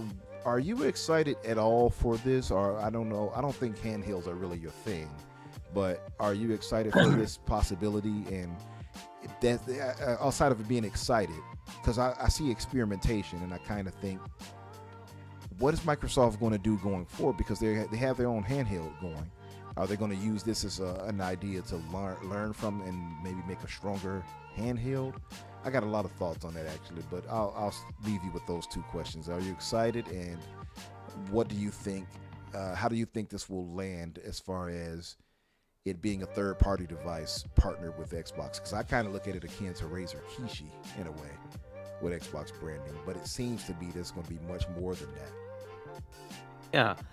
Yeah, look, this is a journey that's going to start, and I am excited about this because it's moreover, this is where Windows is going, and this stuff will eventually show up on people who have just Windows. You will be able to do some of these things, not to the same level, but they will start that journey for everybody. So what's cool about this is, when you have an update for your Xbox, you don't see the stuff that's happening in the background, right? Because they know all the stuff that's in the hardware. And so they update your drivers and update the BIOS and all that stuff. They just do it in the background. You don't see it, right? Because they know what's going on, right? This is a partner device. You can have kind of a similar interface. It's going to be very similar to that. That would be the beauty of this, is they know what's in the box, right? They know what's in that handheld. And if you have I have the ROG Ally. The update process, it's still bloody Windows. They give you Armory Crate, all that, whatever, right? They give you all this like update process that they do for some of their stuff. You still have to do Windows Update for some things. You still have to go get other drivers yourself. So it's not a seamless experience. It's still Windows. And it's not a like, you click a button and it does all these updates. You have the occasional, like, I'm going to use my mouse to click things, or I have to touch the screen to click OK, or, do whatever. It's basically, it's Windows, right? That's what's going to start going away, right? That's the point of this. It's that journey to get to the point where the interface is controller based. And so you're going to be on a journey, though. Don't expect it to be perfect. Don't expect it to be like the ultimate, answer as far as a Windows that's controller based. It's going to be a journey. It's going to get better and better. You won't have your back compat. That's apparently something that was in the article as well, with your Xbox library. But that's part of this as it gets to the point where we get the Xbox device next gen, which will be apparently now 2027, right? So that's where we're going to end up. And so is it exciting? Yes. Just the fact that you're going to have the capabilities that you can bring to Windows itself, right? It's probably not going to happen day one when the device launches, but a little bit later, you're going to get that ability to do it on your own machine. But that seamlessness won't be there as far as update process, because, well, they can't do it for the inordinate number of combinations of devices out there. What they will do is, for the ones that are partner devices labeled as an Xbox, it will have that, right? So it'll boot up really fast, come up with the Xbox logo, stuff like that, right? It'll boot up into an Xbox UI, right? So you won't see Windows, you'll see Xbox, right? Very cool. But again, this is all speculation, right? We haven't seen the device yet. It hasn't come out yet. Hasn't been announced yet, right? These are all just speculations as to what I think might be happening, right? So this is kind of the beginning of that journey. I also like the fact that it's multi OEM, right? So instead of it being just Microsoft gives you an Xbox, they're gonna partner, and you can then have all sorts of different devices, all sorts of different form factors, whether you want a portable, whether you want something more powerful under your TV, it's up to you, right? So you get to have that choice. This is where things are going to get much more fun for me, right? So if you have a 4080 Super, right? What if you just want that as an Xbox? You want a device you can buy from a Lenovo or from a whoever, and it has a whatever level card you want, whatever level power you want, but it's an Xbox. It boots up, brings up that Xbox UI. You have your Xbox controller. It feels like an Xbox. That is an option that's going to exist. That's the beauty of what this is, for us as a consumer. It's no longer locked to just what Microsoft gives you. it's available to others. So I'm looking forward to it, and I'm hoping that this, the emulation mode is available to us when we get to next gen Xbox, where they're saying it's Xbox, not Windows, but it really is Windows. And you now have your back compat library from your older Xboxes, right? So you can bring that forward with you. You can also access Steam. You can access whatever's on Windows. It would just be a new, cool, awesome option for anybody who wants to play whatever you want to play, however you want to play, right? And from whomever you want to buy, right? This is kind of the world they're going to go into. So I like it. So I'm excited to see what this means from my current desktop perspective. You have one, Umbra, you have the 4080 Super Box that you have. You might be able to take advantage of some of these features. That would be kind of cool, right? And you start seeing like the Xboxy interface, and you don't have to play with the Windows side of it. This is the world we're getting into, right? So I'm hoping that comes and we start to play. But again, it's a journey. Don't expect it to be perfect up front, but it will start getting better and better and better until they get to next gen, where it'll hopefully all culminate together to give you a much more seamless interface, much more Xbox-like experience on the Windowsy side of things, right? So yeah, I am very excited about this. Will I buy it? I don't know. The rumor is it's $500 and $600, 2 SKUs, $500, $600, and it's potentially storage is the differentiator. It could be a CPU, but it might be just more storage. We'll see. But is it viable for, is it a thing I'd want to spend money on? I don't usually play portable, but I so want to see what they're doing with it. So I'm kind of excited to just see that, right? To see what it's like, to see what they're putting together. So I may just pick it up just for that. So we'll see. Yeah, exactly. Yeah. Right. So I feel like for me, well, Danny, I'll let you go first before I chime in too much. What's your thoughts on this, Danny? Are you excited at all for this? And I forget, did you have the handheld at all? Hell no. Yeah. Are you kidding me? You excited for this at all? Do you know my lifestyle? I have absolutely zero use case for a handheld. Yeah. I go to work. I can't use a handheld at work except maybe like 30 minutes when I'm on break. And at that point, like, what game am I playing at the 30 minutes? I'm going to play like a round of Fortnite or something. Yeah. Like, no, hell no. Are you kidding me? I got stuff to do. I got to eat. I got to live my life. If you could, though, get it, and it would be, something you could use, would this be something worth your time, you think? In that hypothetical, hell no. I don't get handhelds. I don't understand the draw for them. I really don't. I think it's ridiculous to be like, if there is any situation, it's like, okay, if there is any situation where I can be on a computer or on a TV, I'm going to choose to do that over a handheld every single time. Because I'll hear people be like, oh, but I can play it in bed. I'm like, I have a TV in my bedroom. Just play it. You can just do that. Hey, my guy, you can just do that. This technology has existed. So I don't get it. I also think that generally speaking, Xbox getting into the handheld market is probably a waste of time and money because there's going to be like 400 handhelds in the near future and none of them are going to be successful. The Steam Deck is like mildly successful and even that is like barely pulling its own weight. I think people are looking at the success of the Switch and being like, it's successful because it's a handheld. When the answer is really, oh, it's successful because it's a Nintendo platform that doesn't suck complete ass. So that's why that's sold. It's not because it's a handheld. It's a bonus that it's a handheld in certain countries, namely Japan. But outside of that, no, it's sold because it's a Nintendo platform that doesn't suck. So yeah, there's going to be a lot of these handhelds that come out and just completely die. And there's a very solid chance that this is one of them. So I think the thing that I'm most excited about this is that this Xbox gets to have their cake and eat it too, because they're not the ones really making this. They can be like, yeah, we totally have a handheld. It's being made by those idiots over there who are putting their money into this trash pit that won't go anywhere. Right. So it's really great that, I don't know, I think it's kind of the best of both worlds. I'm really hoping that this means that they are doing this instead of doing one personally, because I also don't think it makes sense for them to partner with other people to make handhelds and then also make your own handheld, because now you've just created competition for yourself. Same thing, literally. Like that doesn't make sense to me. Yeah, I said the same thing. I thought the same. So I think this is your handheld. I think this is your Xbox handheld, and it can live and die in Asus's whatever plans that they have for it. Good luck to them there. Good luck, Asus. I don't care. It probably won't be successful. The PlayStation one that's going to come out at some point in the near future also will not be successful. These handhelds, there's not a market for these handhelds. We have seen that there's not a market for these handhelds. If it doesn't have the prefix Nintendo, people don't care. They just don't.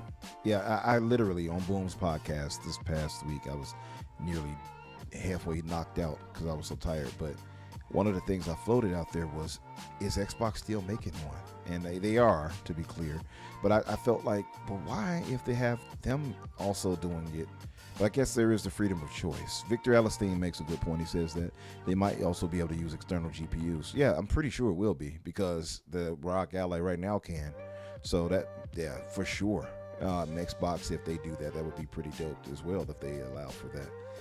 And maybe Xbox doesn't, but ROG does. This is the beauty of openness, right? Yeah. You just get to choose whatever you want. It's so beautiful. Yeah, that is a beautiful the idea of choice. I will give them that. Yeah, I think just maybe like, just let all those other guys do it for you. Just be like, yeah, you can make an Xbox handheld, and then don't bother doing it yourself. But see that, because there's no, do you feel there's like no gold in these hills. Now, There's I'm no glad money you in these said streets. that. I'm glad you asked that or said that because I had just saw something earlier where somebody was pointing out. They said that, how did they word it? I think, let me see if I can find it really quick because I was like, good point. Because one of the thoughts is, well, why would Xbox keep making them, right? Like, why would they keep wasting, or I won't say waste, but why would they keep putting money into R&D for these things when they could just use third party? And but it was a statement somebody made, if I could find it really quick, and they said that could be dangerous too. I think that's what they were alluding to, that it could be dangerous for that reason as well, because then how do I find it? See if I can find this. So one of the things that you can counter that with is exactly the reason they started Surface, right? Was like, it's cool that they have OEM partners. That works pretty well. But Apple was starting to eat their lunch with innovation. And Microsoft's like, well, why the heck aren't our OEMs doing that? They're like, fine, you know what? We will do it. We will create reference designs by doing that ourselves. And then that way people can buy our device, but we're not taking it away from OEMs. Yeah. They're absolutely able to do whatever they want. Right, so they can continue to keep making devices, keep innovating, do whatever they want. But we're going to innovate on the ways that consumers want to see, right? Because Apple was making devices that were more more how would I put this? More consumer, generating more enthusiasm in the consumer base, right? And they're like, well, we want to do that too. We want to generate enthusiasm for our devices. So they just created that. Again, they create those devices, but they're not taking away from a Dell or a Lenovo or whatever, right? Go ahead, keep making it, no problem, right? Yeah. And that might be the thing here, is to say we're going to invest and create devices that will be very, very cool that maybe our partners can't do, but we'll also have our partners make whatever they want, and if they can do something cool, great, right? Let's let them make whatever they want, right? And then you have both options, and then the market can decide. I want the Dell version, the Alienware version, the whatever, right? Or I want the Microsoft version, right? So you choose. Right, and I hear you on that, and I think there's definitely some validity to it, but I think the bigger problem that they're going to run into with that is that the handheld market is so small that having 5 different options for how to get an Xbox handheld is like, okay, so then there's no shot of any of them being successful. They're just, you're going to sell them definitely not at a loss at this point, so they're going to be, like you said, they're probably going to be like $500, which means even the people who want one, probably a lot of them won't bother buying one, because like 500 is kind of a lot for a thing that you're going to use like maybe once or twice on a train. You know, like it's a big ask for something that's not that desirable. So I don't know, like I think having that many different versions of it out there is just going to make it a guarantee that none of them can really truly be successful. Yeah. So yeah, we'll see, right? We'll see. I think I found it. Let me see if I can. Yeah. I have largely found the conversation thread. Where is it? It's right here. I don't know if I can post the link to it. Okay, that's what they call it. Yeah, I think it was Brad Sam. Brad Sam said it. And he said that the Xbox handheld made by another vendor feels very much like a canary in the coal mine scenario. Get the product out, see how the market reacts, see if it's viable before going all in next gen and next gen hardware built by third parties. What's your thought about that, guys? Like, because to your point, Danny, I'm thinking like, well, that could be a good thing. Well, to all of our point, it was like, well, that could be a good thing if they have all these different options and you got third party making it, which could cut costs for Microsoft if they decide to kind of exit out of making hardware themselves. But therein lies the rub, right? Because would it be the case that they get out of hardware making themselves? What do you guys Well, have any I think worry they're about always that? going to have the Yeah. console, right? So we're talking about the portable Mm-hmm. thing, right? But if we're talking about the console, no, I think they're still going to make one, and they will partner. But I think they're still going to have the console, like under the TV console. So you don't think they're going to have it where they have like the same way they're going to have partners make the console version too? 100%, I think they will do that as well. Yeah. But I think they will always have their own console. Okay. Yeah, but maybe for the Right. handhelds, they'll allow for the just third party just go ahead and tick off. It could be, yeah, exactly. They could make their own, or they could just say, we'll have third parties do it. And I think this is exactly the test. It's like, why not let people test it out for them? Mm-hmm. The investment from their part is, they're gonna already write the software anyways for the next gen console, right? It's like, okay, well, now we just partner with somebody else. They take the R&D hit on the hardware. Right. You enjoy taking that part of it, and they write the software, and like they can just start that journey and get to a point where it's more consistent and useful, right? But yeah, the handheld part of it, like Danny, there are people out there that are like, get out of here, I don't want a handheld, right? Yeah. And so I don't know what that market size is, but as far as the console under the TV, there is a set market size for that, right? So I think they're still going to go after that market, and I think they'll still have that hardware, but they'll partner as well. And that allows people to say, well, I want more power, or I want, maybe a more fancy looking device, right? Mhm. Fair enough. Go ahead. Right. Up to you. Yeah. Yeah. What about you, Danny? What's your thinking on that? Like, do you think this could backfire on them at all if they do go this route? Like, we're maybe. Well, I think no ushers them matter, out? no matter what they do, people are going to be like, I can't believe Xbox did this. This is the worst decision ever. Like, it doesn't matter what they do, positive or negative. Right. That's going to happen. Xbox So did it. no matter what decision they make, it's going to be the wrong decision according to the internet. That's so I true. don't think That that. is I don't true. know how I don't know how much we can really put stock into that. I don't know. I'm looking at this market and I'm looking at like the Steam Deck is selling but not great. Like the Ally is selling but not great. And it's just like, I don't know, is throwing 6 more onto this stack going to make them sell better? I don't think so. So I don't know. I'm hoping, genuinely hoping that these Xbox handhelds come out and they look at the sales numbers on them and they're like, yeah, I think we're just going to not. I think it is in their best interest to just save the R&D money on a handheld and just let other people do it for them and be like, we'll do the console and you guys do the other thing for the like 1 million people who want a handheld. Now, I would ask this. My question was, what is going to differentiate this partnership they have with Rock Ally here with, the standard Rock? That would be my question.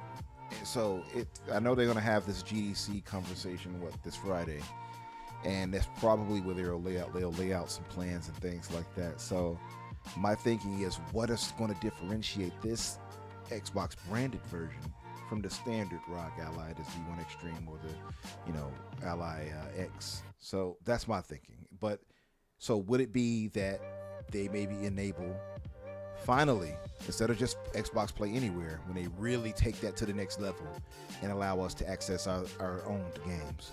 Do you all think that's the case? Not that might be? in this one. Not for this one? Not today. Not today. I think that'll be a next gen feature when it comes to 2027. That's going to become available. But that won't be available today. What it will do, though, is, at least from my perspective, it's going to boot up into the Xbox UI. Mm-hmm. So it's not going to give you Explorer, right, which is the standard desktop interface for Windows. Right. It's going to come up and be in an Xbox UI. It's going to be more That's streamlined what- to Xbox, you're saying. Exactly. Gotcha. Exactly. So much like the Series X boot up process, which is very fast, right? You kick it off and like within like 5 seconds you're at the the Xbox dashboard, right? It's going to be something more similar to that, right? So you're not going to have a extended BIOS and then a Windows startup sequence, right? It's going to be very streamlined. So that would be my guess here, because they're really tailoring this to be a game device. Mm-hmm. So if they go full bore and say, you know what, to do Windows mode is a special mode, so then you can go back to a desktop, but that would add more time to to boot up and all that, and then you have to deal with login process that's different, right? So they'll have to deal with all these little nuances, and so this is going to be much more of a console-like boot up process, and you just log into your Xbox account type of thing, right? So but these are the things, right? If you log in normally, this is the problem with Windows. When you log in, you're logging with a Microsoft account, and now you have access to your data, right? This is like you had your OneDrive stuff storing all your, your OBS stuff, right? But it also has all your other data, right? And that becomes the security nightmare of if you auto log in onto a portable device and leave it somewhere, oops, right? Now somebody has access to your data. So you have to, that's why you want it to be very game mode and not have access. So this is the kind of stuff they have to work. These are nuances they have to work out, right? Yeah. So you just have to kind of work through that piece, how they're going to handle that. And we'll see what they do, right? But these are the kind of things we'll see. But it should be a streamlined login right into your dashboard, right? So it's going to be more of a Xbox login process. That is what I would expect to see. So you just have to like see what they do with that. That's why you would want this, right? So it does not have a Windows environment. So, and then the update process should be streamlined because they know exactly what's in that box. They know every driver, everything. They can handle the whole thing. I don't know if you've used a Surface device or not, but that's how that works. You don't go to so-and-so, so-and-so, and so-and-so. Windows Update handles the whole bloody thing. Like every driver, every BIOS update, it's all done through Windows Update. So you just click Update, right? And that's it. You just reboot and it just does it. Make right? it very So streamlined and to the point. Exactly. And that's what you want. Just like your Xbox has a little progress bar and that's it, right? It just does the update, right? That's what you want, right? Yeah. So you don't have to go hunt for things, right? That's the Windowsiness that people just get annoyed with. And I get it. It's annoying. So that's the thing. And then start the journey of no keyboard and mouse, right? So then there's no window dialogue that comes up that you have to hit OK or you have to type in shit or like things like that. It's just a standard controller-based interface, right? That's the stuff they have to work out. Yeah. And hopefully they're getting there. But again, I'm going to say that's a journey because there's probably going to be things that happen and you have to work through them and they will also work through them. And that's why I think next gen is when you kind of get the actual full actual release.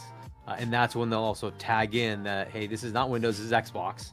And therefore you can have your back compat library, right? There's just legalities that they have to work through, right? Of what they're allowed to bring forward, right? So, and that's where I think you'll have. So I think that's happening, but it's going to be later down the road. I don't think you're going to get that today.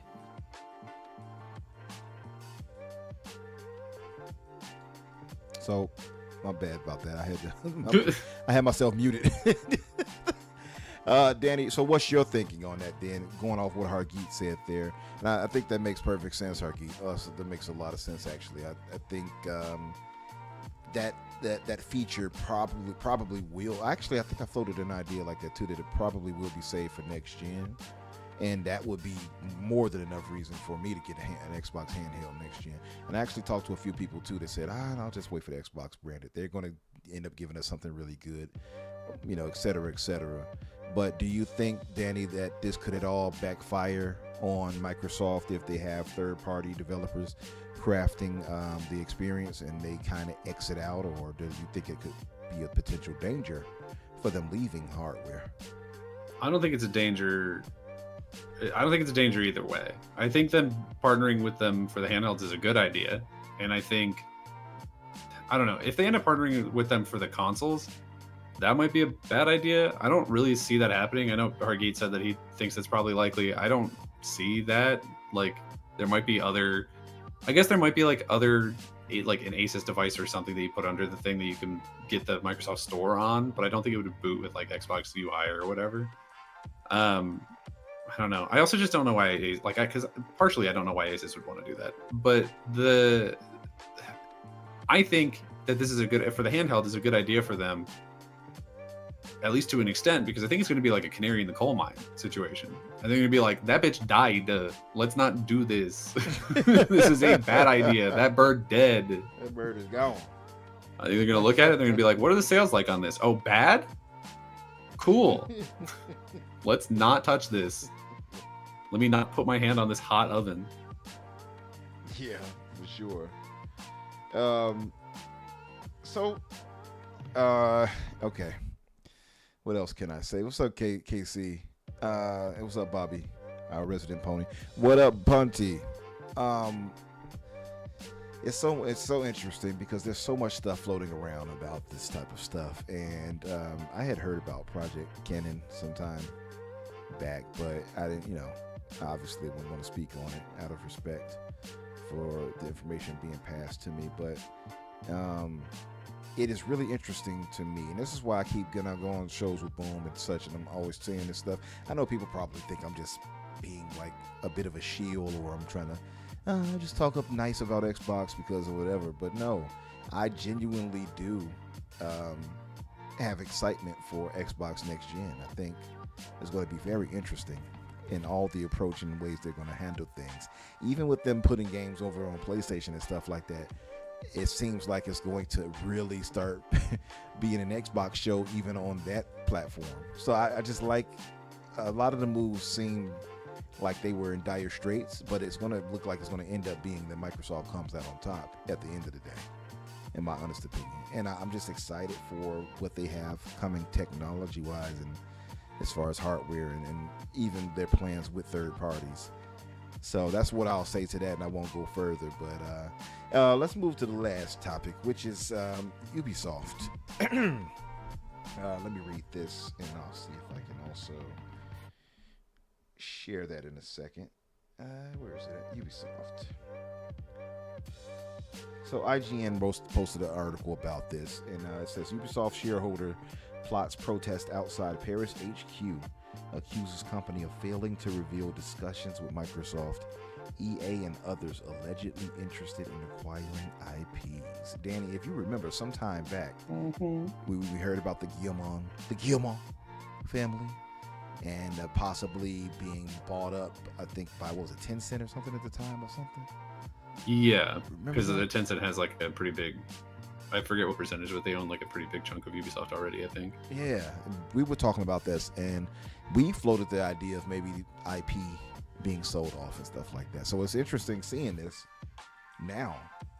So a minority shareholder in Ubisoft is attempting to organize a protest outside the company's Paris headquarters, accusing it of failing to disclose alleged discussions with Microsoft, EA, and other publishers about interest in buying IP. In a statement seen by IGN, Jiraj Krupa, CEO of AJ Investments, claimed Ubisoft is horribly mismanaged by current management and wants a clear roadmap for recovery from the senior team to address declining shareholder value, lackluster operational execution, and failure to adapt effectively to market trends.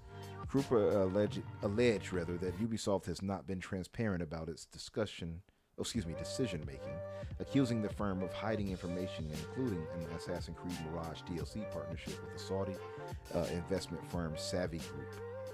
The shareholder also pointed to a restricted article published by business investment platform Merger Market that alleged discussions between Microsoft, EA, and others that are interested in acquiring IPs from Ubisoft. Management did not inform public about these steps either, Cooper claimed. Ubisoft issued the following statement to IGN. As we mentioned during our Q3 sales, the review of various transformational, strategic, and capitalistic options is ongoing. The board has established an ad hoc independent committee to oversee this formal and competitive process so as to extract the best value from Ubisoft's assets and franchises for all stakeholders. Ubisoft will inform the market in accordance with the applicable regulations if and once the transaction materializes. Back in October, Bloomberg reported that Ubisoft's former founding Guillemot family and shareholder Tencent, there it goes, right there, were in discussions to take the company private following a number of high-profile flops, game cancellations, and the collapse of the company's share price. At the time, the talks were merely exploratory, and Ubisoft told IGN it would inform the market if and when appropriate. For several years now, Ubisoft has seemed to be in a strange, slow downward spiral with a number of high-profile flops, layoffs, studio closures, game cancellations, and delay after delay after delay. Meanwhile, rumors continue to spin about what exact proposals the board is considering, with some media outlets floating the idea that Tencent is increasingly reluctant to embrace Ubisoft due to the Guillemot family's insistence on retaining a significant amount of control. Says Tencent, there are a few other companies big enough and rich enough to spend the cash needed to save the albatross Ubisoft has grown into. So there's more. I don't want to keep reading more and more, but what an interesting turn of events. Now, first thing I will say is if this is the case, Microsoft has to get Splinter Cell. my first thing I thought of was Microsoft. Get the Splinter Cell IP, please. It's just languishing there in obscurity right now. We haven't heard anything about that in years. And I mean, it was home to Xbox, the OG Xbox, and it's been So to me, it just seems like common sense. What's your thoughts, Daddy? What is your takeaway with this here? And would you like Ubisoft to actually part ways with some of their IP to other publishers and developers? Would I like to see it? I guess at this point, yes. In the long run, I guess I would have preferred to have seen Ubisoft just like run well, because I used to like Ubisoft, and it's been a long time since I've been able to say that. So I would have liked for them to have continued to be a good company and like do things well.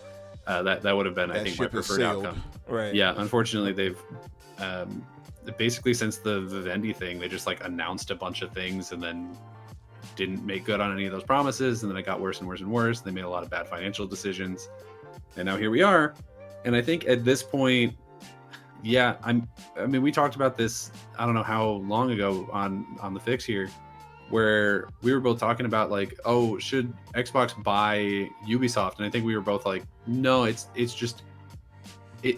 not a sinking ship, it's a sunk ship. Like, there's no point in buying the whole thing. It's too spread out. There's like 4,000 studios across the world.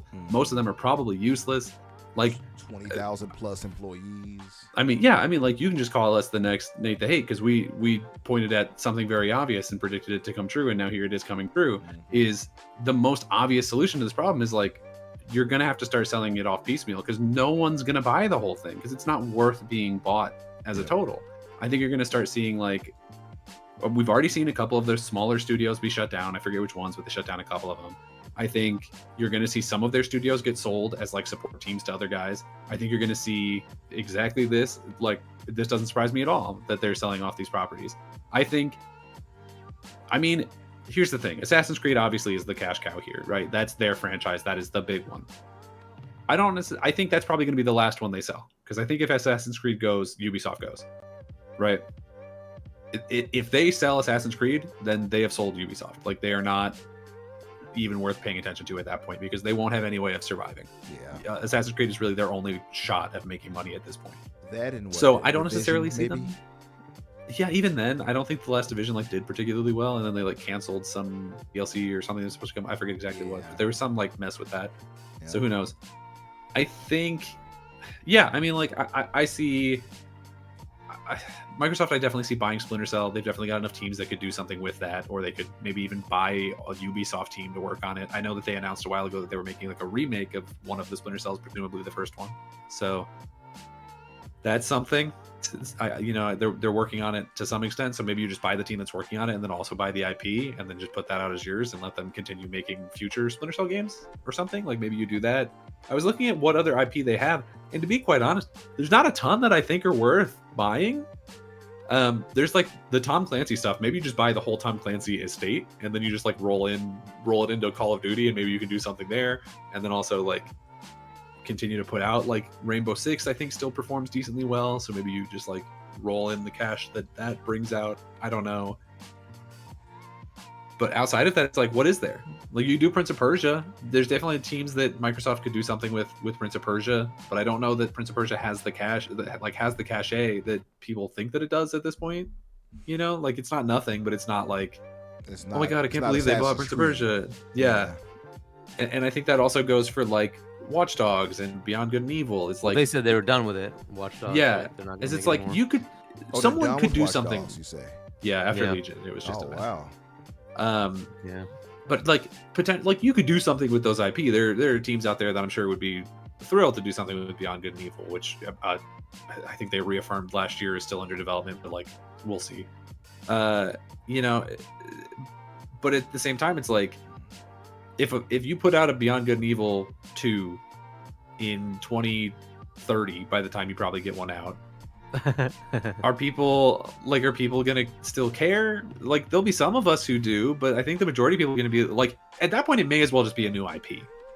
You know what I mean? And I think that's also true for Watch Dogs and The Division. Is like, yeah, those games are interesting, they have a fan base, but I think like, you don't necessarily need to buy those. You can just make something that's similar Like Division is just a shooter. You know what I mean? Like you just do one of those. So I think really the only IP that they have right now that is worth buying is Assassin's Creed, which again I don't know if they're going to sell until they're like selling the whole bitch, or Splinter Cell. So yeah, I think Microsoft should try and get Splinter Cell. Yeah, for a fact. Yeah. I guess Far Cry, but even then, Far Cry is like, yeah.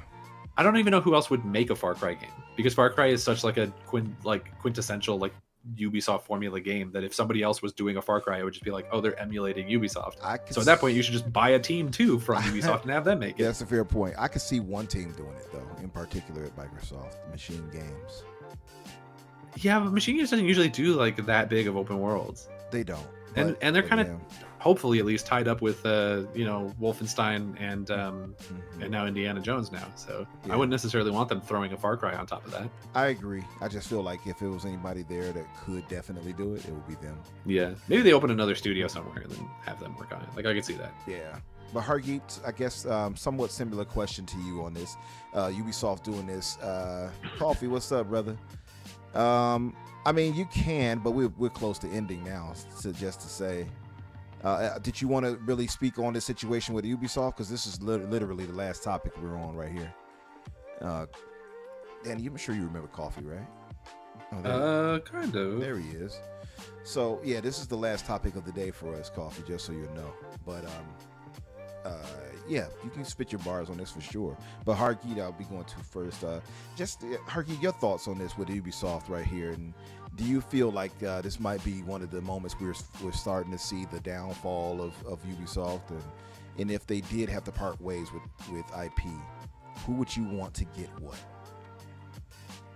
Yeah, I mean, we've been seeing the downfall of Ubisoft. It's been going on for a while now, sadly. Yeah, as far as the IP, so first there's a little bit of a hiccup if they ever wanted to just get the whole bloody thing, which they could, and then trim the hell out of it. Because understand, this is more employees than ABK, with way less revenue, like way less revenue. So I think their revenue is equal to the profits that ABK makes, just to put it in perspective. And so like they would have to trim the hell out of it to make it, make sense. And that's kind of where they are. This is the problem they run into, and they're declining by like 30-40% from last year. That's how bad it is right now. Hopefully AC Shadows will bring them back a bit, but we'll see what goes on there. As far as IPs to get, as far as the hiccup, by the way, is the cloud rights. I don't know if you guys remember that whole thing, but because the CMA balked, they sold the cloud rights for ABK. Yeah. To Ubisoft in perpetuity, so they have them forever, even after their 15-ish year deal. They, for those games that release in that time frame, they have those cloud rights in perpetuity. They would have to work that deal out. I don't know what that would look like, but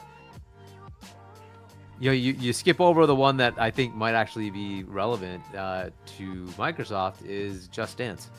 It's an annual release. You might not care, but there are enough people that do, and that's why the game keeps coming out. And it's great for something like Game Pass. It gives you an annual thing that can just be put into Game Pass. And I agree with Daniel. Assassin's Creed is the one that you want to get, because that's the thing that they don't have, right? It is like the open world third person adventure game. That's what Assassin's Creed is. And that's what so Splinter Cell makes a lot of sense as well. There's certainly an association there with Xbox, but then you want the whole Tom Clancy, and like the problem with that would be like they're giving up the revenue generators they have that have like consistent live games, right? So the Rainbow Six thing is something that's sold there. I don't know how much they make off of Division and Division 2, but it's still being played. I think they kind of give all that up, and I don't know if they want to, right? So could they get just one piece?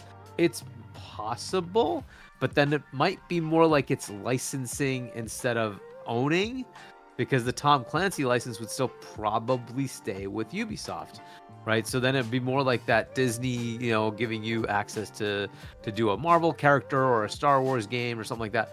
I don't know that it would be the same, right? So, so getting the whole Tom Clancy license, that's a value. That could be something cool. But you also have to look at what do they get. So Splinter Cell will be nice, right? But for the other stuff they do, it's not like Xbox doesn't already have an answer to all of that, right? They have some of the most premier IP out there, and they're just generating a whole ton of revenue. Ubisoft wanted to create a COD killer with XDefiant. That didn't work out. COD still owned by Xbox, and they have that massive revenue generator, and like, so it's just one of those things. What do they find of value from them? Watch Dogs, maybe that'd be an interesting thing to pick up and try to do something with it. And but again, you need the talent, and that's the part that becomes so challenging. Who's gonna make the game? And you say, okay, Machine Games. Machine Games still has an Indie 2 and 3 potentially coming, and then they have the end of the Wolfenstein series, right? They still have to do that game. So I don't know. I don't know if it's interesting to me that Xbox is in such an interesting situation of like they have so much that they can bank on their own, and they have so much in the works already, right? And so that's the thing. So you'd have to buy the studio with it. And then in the case of some of these bigger games, they take a big chunk of their development teams and assign them to make that game happen, right? So a Far Cry, for instance, is a big deal. They put a lot of people on it to make that work. I don't know like what would make sense. They have to kind of figure out how many people they would need to hire to make that work, right? Are they going to get the studio with it? Ultimately, buying the entire thing and then fixing it is certainly something they could do. Is it a challenge Phil wants to take on? I don't know, right? Because does this fill some needs? Yes. Does it fill the needs they really have? No. What they need to do next is figure out what things are going to drive massive growth for Game Pass. And to me, those are different publishers and teams. I don't see it being Ubisoft. Ubisoft is very good, but unfortunately, as we've seen, they're in a downfall. People aren't buying their games, right? So they would. It is. Now they partnered with PlayStation to have Ubisoft Plus Essentials, I think it's called, as part of PS Plus Extra and Premium, which I don't know that's been helping them, right? But the EA partnership has helped with Game Pass. That has bumped up their EA subscriptions substantially, and that's been helping EA. I don't know the equivalent here. I don't know how well that's been working for them. Maybe it would have been better to have them partner with Game Pass, but they decided to go with PS, and fair enough, right? That's good. Competition is awesome, but I don't know how that worked for them. So we'll see what they do next. But is Xbox interested in buying some IPs? Possibly. There might be some cool things. And again, to me, the one that makes sense is the one like Just Dance. It's a weird thing. You might think, hey, why would they want? They want something they can have an annual release that makes sense for Game Pass, and that's a game that comes out every year. And there's an audience. There's just an audience, right? So there is a set audience of people who want those kind of games. And it's just another feather they have in that, Game Pass cap to say, here's another reason to have Game Pass, right? So that kind of makes sense to me. Outside of that, I just think there are better things. I want Sega.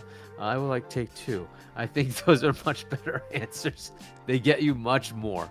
Both of those. Haven't you learned the last time what happened to you when you were trying to differentiate between IP and owning something, and how you were basically beaten with virtual sticks for that whole conversation?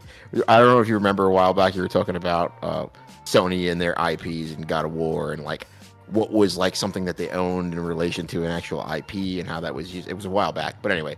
Oh, wait. I think you were talking about the discussion with on Fonz's show. Yeah. So yes. Which Hargate, you were correct. I mean, it wasn't a invalid argument, but at the end of the day, I think a lot of this, and I don't know if Hargate, you were finished with your what you were trying to say, but pretty much like if they were to go after a publisher, Ubisoft doesn't make sense. But as far as IP, again, I would pick something that would help Game Pass. That would be the thing to think. If Tom Clancy entire license is available, I would go with it. If not, then I don't. I agree with you 100%. I don't think that Xbox at this moment in time would go to acquire Ubisoft as a publisher. Everyone knows already that they did their rounds proposing acquisitions for for people to buy them out, and essentially they were just kind of laughed at. And I think that comes down to their development structure as a whole, as well as their just their leadership. I think that Microsoft having a recent acquisition with Activision Blizzard and that the price tag on that's still something that they're paying back. And that's still something that they're crafting and molding to work for them, because stuff like that takes time. I do know that when that acquisition occurred, there was a lot of like, hey, change in the old guard. And with that, and again, I don't want to be the bearer of bad news, but I don't think that Microsoft wants to be in a scenario again where they have to terminate individuals once again. And I think that all those layoffs occurred due to the fact that they had taken over Activision Blizzard, and there was a lot of extra fat that needed to be trimmed, and they were trying to turn it into what would work well for them. Right. Ubisoft, the same thing would occur. Like, if they were to acquire Ubisoft as a publisher and take that responsibility on, there would be, without a shadow of doubt, there would be a massive amount of like, hey, we have to cut a lot of this fat, like trim a almost lot of this half, to right? work. It would be a lot. So that's kind of my take on it. I don't think that they're a worthy publisher to pick up for Microsoft at the moment in time. If their ducks were in a row with their leadership, and they have their shareholders talking shit about them. Sorry, I didn't mean to curse, but like, even trying to understand what they're selling to individuals. I don't know. I just think that as a publisher, it's not something that Microsoft is looking at the moment in time, or I'm going to call it a responsibility that Microsoft wants to take on. As far as IPs are concerned, sure. I mean, it'd be great to have Splinter Cell pick up the old mantle and have a Splinter Cell game for Xbox and whatever the case may be. But I just don't think at the moment that that's something that Xbox is focused on at all. I think if anything, Sony probably has a higher chance of acquiring them than Xbox. Yeah, well, acquiring them wholly, for sure, Sony wouldn't be able to do. But getting like IP from them, I'm sure Sony would love Assassin's Creed. I know that.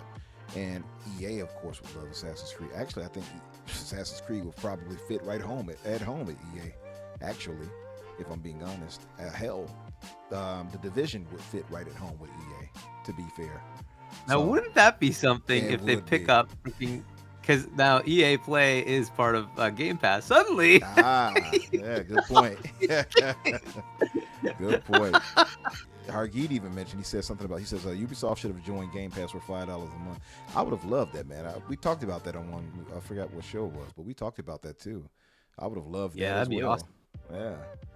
I don't know. I mean, it seems like a real downfall for Ubisoft. What's going to have to happen is they're going to have to cut the fat too.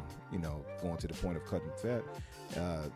I don't know how they can sustain trying to like Danny pointed out, all those studios they have and 20,000 plus employees. It's a lot to take on, and things have changed in gaming.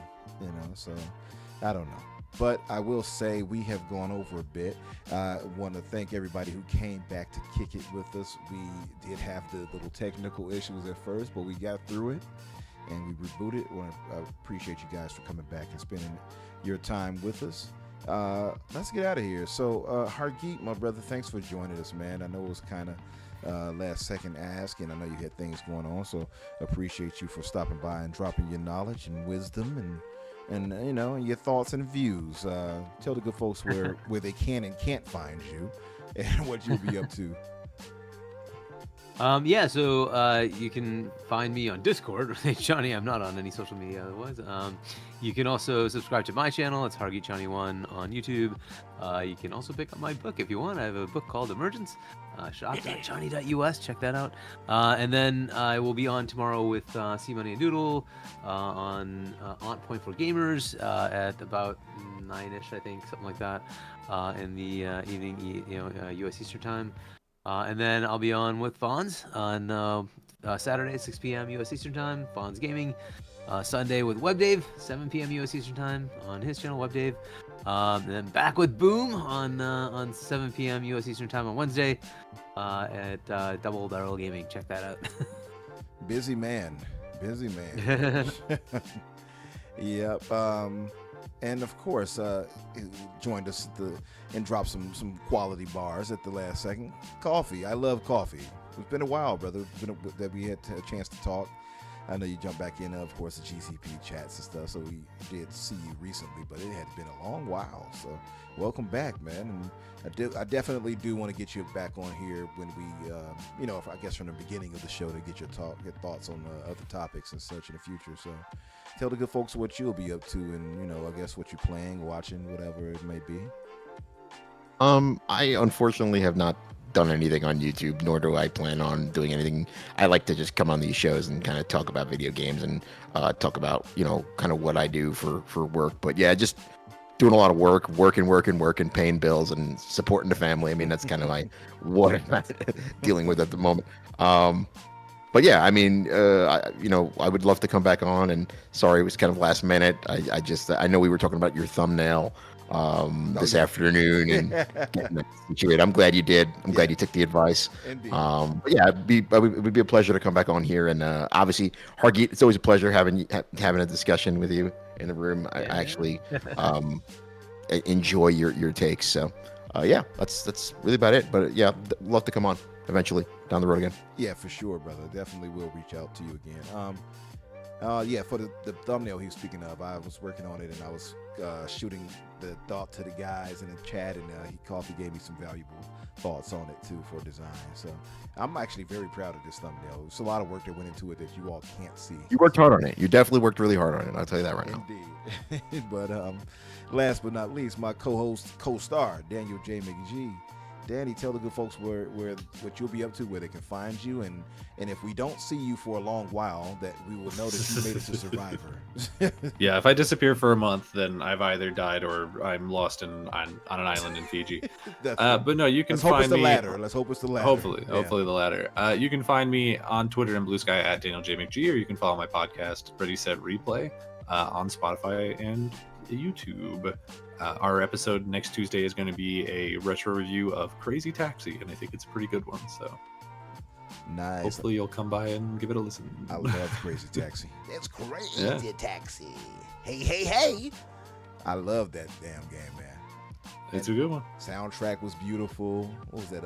What's the name of that group? There's the Offspring, and then there's Bad Offspring. Religion. That's who it was. Offspring. Nothing hit harder than Tony Hawk and Crazy Taxi, huh? Yeah, for sure, right? Day after day, you get no relief. The powers. Yeah. I forgot the words all the way, but yeah, excellent game. But as far as myself, Infinite Umbra or Umbra Infinite on social media, you'll find me either way. Tuesdays on the Xbox Factory with Boom, myself and Jamie Moran at 12 o'clock Eastern. Here again with me and Danny and possible rotation of guests. That's Thursday at 8 o'clock Eastern. Tomorrow night, the Infinite Podcast now. The Infinite Podcast hosted by Risky for the Biscuit, myself, that blue number, and Dante, aka Spriggan, and Garuda Intruder when he can make it. So come by tomorrow night at 7 o'clock Eastern for that on Risk's channel too. And again, thank you all for being here. Thank you, Greg, for holding it down as well as Mod. And we'll get out of here. We hope you guys have a good weekend. Play some games. Enjoy yourselves. The console wars are over. You don't have to argue and fight with anybody anymore. I do not have gas. Do not listen to Gray. Wait, what?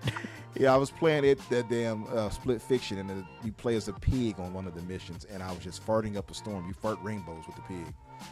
Oh, nice. Yeah. I haven't played that yet. I heard good things though. Oh man, you're gonna love it. You're gonna love it. I want to play with the wife. Yeah. Oh, you're gonna love it for sure. Definitely get into that. I liked it more than It Takes. So far, I'm at the end with Holly. I liked it more than It Takes Two, and It Takes Two is great. So I don't know. My buddy's playing it with his wife. He said he finalized their divorce. So I don't know what that means. She must not have been keeping up. She was messing him up. He was like, you know what? You're not the one for me. I can't do this with you. But yeah, man, definitely give it a check out. I don't, Gray. No, I don't. But yeah, I'll see you guys later. You all have a good weekend.